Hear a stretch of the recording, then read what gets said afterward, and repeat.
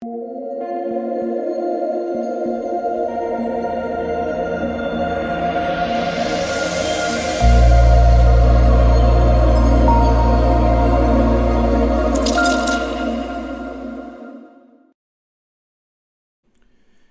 what is going on, guys? DK. Back at you with another video here to bring the 4-game NBA main slate on Wednesday. Before I get into the video, if you guys are new to the channel, welcome. My name is DK. I make daily videos and live stream for NBA and NFL slates on Draftkings. If you're unable to watch these videos, I also upload on Apple Podcasts. Link down below. It's called the DKDFS Show. And if you could leave a 5-star rating and a review, that would be greatly appreciated, because every single rating review boosts me up in those podcast rankings. If you're interested in signing for premium content, I offer that on Patreon.com, an esports package that includes Call of Duty and CSGO. We get CSGO slates every single day, usually in the morning. So if you like an early morning sweat, maybe give CSGO a try, and we usually have Call of Duty slates 4 times a week. I also offer an NBA package.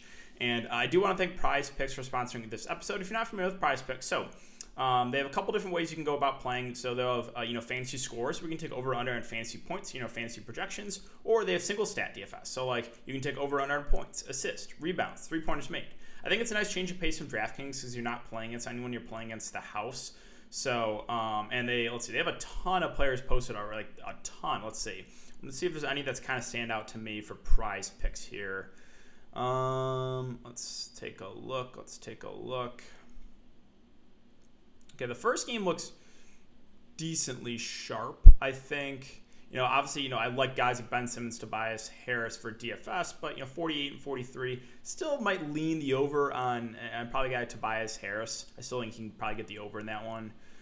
Let's take a look at these other ones. Again, these are looking pretty sharp. Let's see.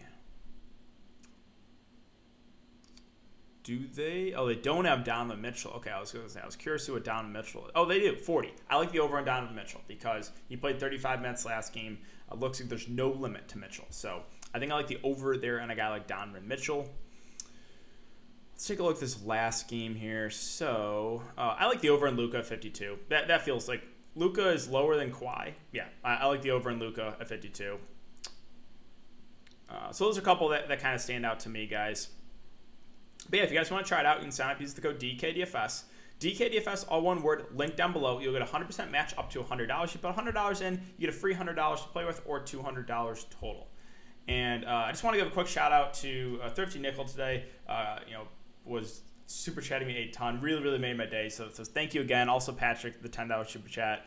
Very generous. So special shout out to you guys. Man, really appreciate all the support. And the super chats are not necessary at all. But yeah, if you guys do enjoy this content, if you could leave a like button on the video, subscribe if you haven't already, and hit the notification bell so you know when I upload videos, you know when I go live. I will be doing YouTube live stream tomorrow. Make sure to check it out, and let's try to aim for 150 likes on this video. And I do want to apologize too for not uploading the last couple days. I've been moving into a new place, and internet's been a little spotty. Finally got it working, which seems to be going good now. So apologies for not uploading. Should be good to go from here on out. And yeah, let's talk about this 4-game slate, because the slate today, it just there's ups, you go on hot streaks and down streaks for DFS, and right now it's just one where it's like the last week or so. Even though I've cashed a couple times, it feels like I haven't cashed in forever. It really does. And just it's one of those where it's like I don't want to talk about it too much, obviously, because no one wants negative Nancy, but Nurkic, there's got to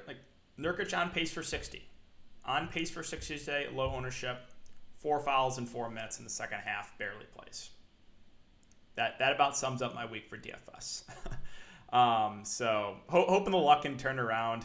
Again, I had Ben Simmons foul trouble and Embiid injury last game. Again, it was Nurkic foul trouble today. And then when you're on kind of a down swing for DFS, you start to second guess yourself a little bit. I know it happens to everyone, but I start to second guess myself.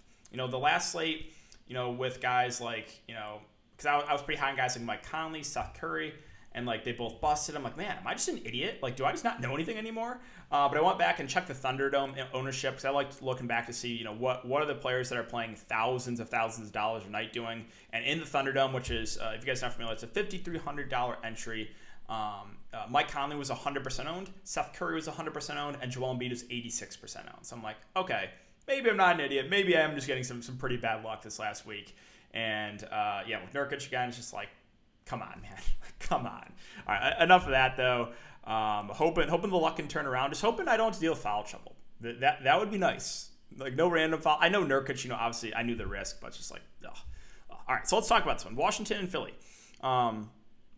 Westbrook at the top. Be a little bit careful about Russ Westbrook here. Yeah, he shot 3 of 19. Yes, he's stolen for over 70 fantasy points.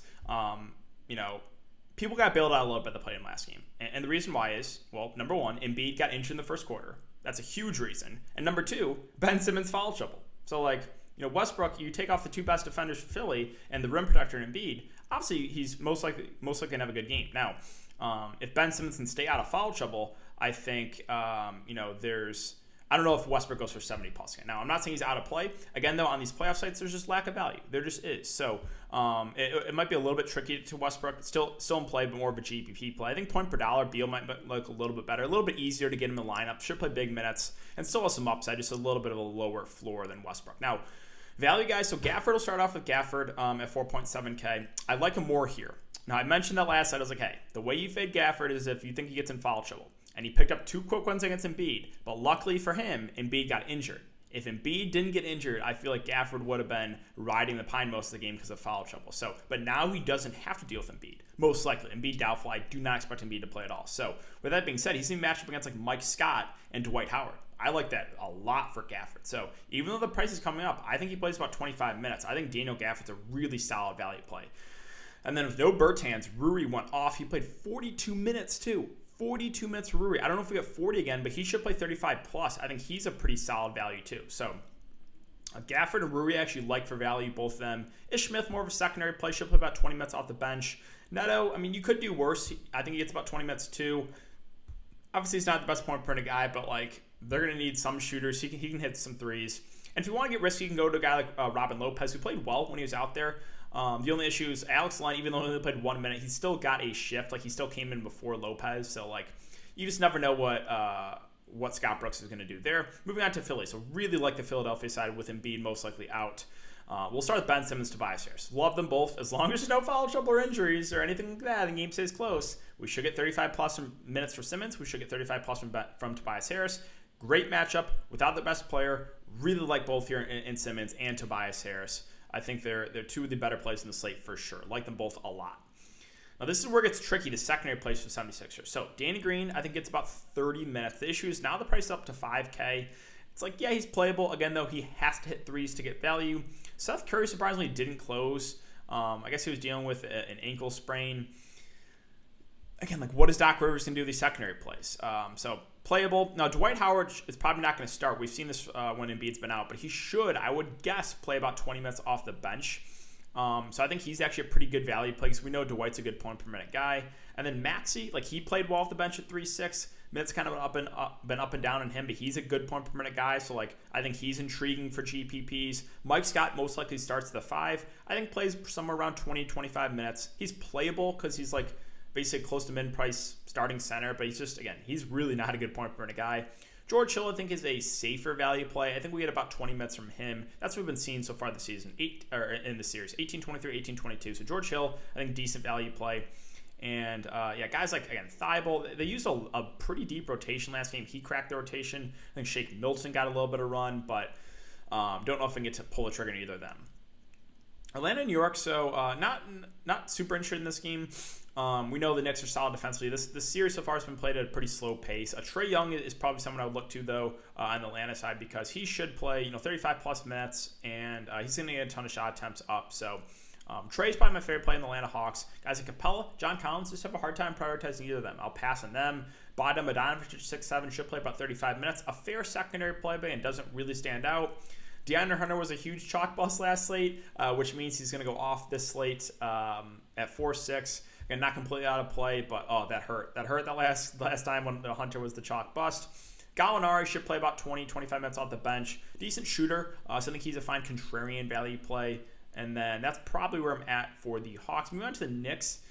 Honestly, don't love this team in the pricing. Randall and Rose are fine, but neither stand out point per dollar. Randall finally had a decent shooting game. We know he can still go for 50, but I think I prefer other stars in the slate. Derrick Rose is now to a point where it's okay, he seems priced about right. Should play about 35-plus minutes, and he'll hold the ball in his hands a lot. But yeah, D. Rose, Randall are fine options, but more secondary plays for me. with the trio of like Barrett, Burks, and Bullock, probably one of those guys is a good game, but they've been very inconsistent so far this series. So for me, I'm probably going to stay away. And then Noel Gibson probably split the center minutes. Again, does one really stand out here? Not so much. Emmanuel quickly at 3-2 probably gets about 15 minutes. I don't think it's needed though on the slate. I mean, he could get hot. You never know. We saw it, game one, and Obi Toppin's actually been getting some decent run too. But those are two large field tournament plays. All right, Memphis and Utah. So on the Memphis side, not a ton of love here. Tougher matchup.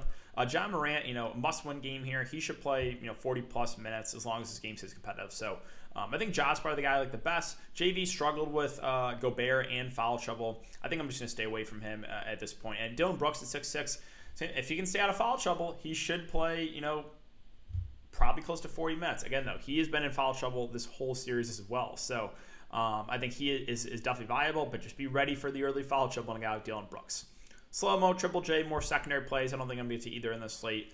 A couple intriguing value plays from guys like Allen and Bane, both a little bit risky. Allen, minutes have been solid for him. I think we had about 25-ish. I think is a fair guess. He's a decent shooter, again, though he has to hit threes to get value. And then Desmond Bane at 3-4. I think we get somewhere around 15 to 20 minutes, which at least makes him playable. And you're not going to feel great about either of those guys, though. On the Utah side, so I really like Donovan Mitchell. And the reason being is the minutes, right? 35 minutes. So it looks like there's no longer minutes restriction for him. As long as his game stays competitive, I think we'll get similar runs. So Mitchell, I think, is my favorite play now in the Jazz. Mike Conley was the chalk bust again the last slate. Again, because Mitchell played more. Conley only played 32 minutes too. A little bit disappointing with those minutes, right? He had played 37, 36, and then back down to 32. Those minutes could go back up. I still think he's solid. Ownership should be down on him after he burned a lot of people the last slate. Rudy Gobert at 8K, as long as he can stay out of foul trouble, we should get about 35 minutes from him. Fair play, but again, not a must. Bojan, Clarkson, Ingles. I know Clarkson had a decent game last game, but those are all guys I'll probably stay away from.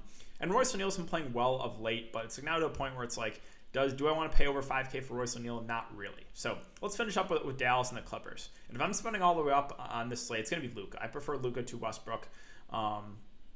Luka should play close to 40 minutes here. He's just their whole entire offense. He is just their whole entire offense. Porzingis is right now just a shell of his former self. So I think Luka is probably my favorite spend up at the very top. And Porzingis is just like, what's happened here? He's 7-2, and I still have very little interest. He really does not look good out there. I've warned people about Hardaway Jr. the last couple slates. I've warned them. People chased him after he had back-to-back good shooting games. Like, hey, Tim Hardaway's solid, but just know that if he doesn't have a good shooting game, he has a low floor. 6-21, right? So, again, same thing I'll say. I think the upside is there with Tim Hardaway Jr. You just got to realize that if you play him, there's a chance he goes for 15 fantasy points if he's not hitting a shot. So, again, that is the risk with Hardaway. The upside is there, though. He can go for 30-plus for sure if he's knocking down his threes. Dorian Finney-Smith 4-6. I just do we need to go here on the slate?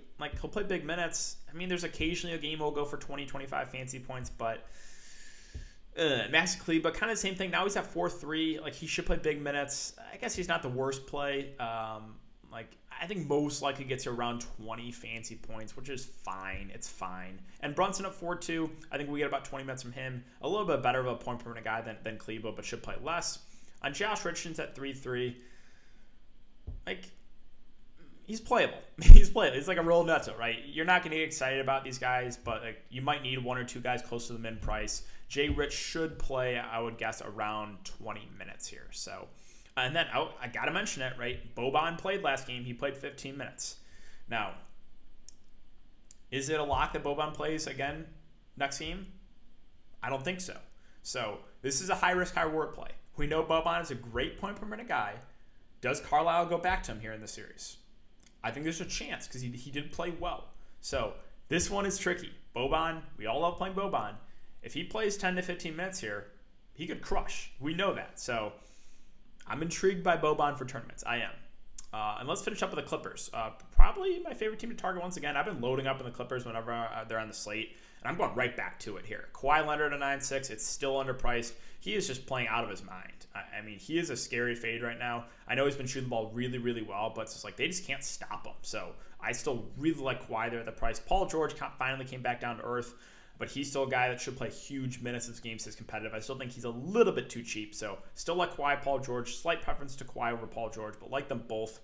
And then value. So this is a really tight rotation last game. I like some of these Clippers guys. Rondo, I think we get about 25 minutes on the bench from him. We know he's a guy that can stuff the stat sheet. I think a fair play. Reggie Jackson should play over 30 minutes. He's gone for about 25 last 3 games. I think he's a solid value. Marcus Morris should push for over 30 minutes. Again, he struggled early on in the series, been playing a little bit better of late. I think he looks decent. And Batum played massive minutes and played really well. 36 minutes. I think Batum looks really good here at 4-3 if he's going to start again, which I think he will. And then that's kind of that's where I'm at for the Clippers. I like, again, a lot of those value plays. Ibaka not expected to play. Doesn't do a ton for me. Now, Zubac, this is where it's like, okay, he had to play a little bit more because when Boban was out there, they brought Zubac out there. So I think, like, roster construction-wise, if you're playing Boban tomorrow, maybe you run it back with Zubac and just double punt center and hope they both play about 15 minutes. Like, I don't think that's the worst idea. It's definitely risky, but, like, I could see, make an argument for doing that. And then Terrence Mann, I think it gets about 15 to 20 minutes off the bench. He had a bad game last game, but normally like an okay point per minute guy. Again, more of a large field tournament play. And that is really it. So that's going to do it for the video today, guys.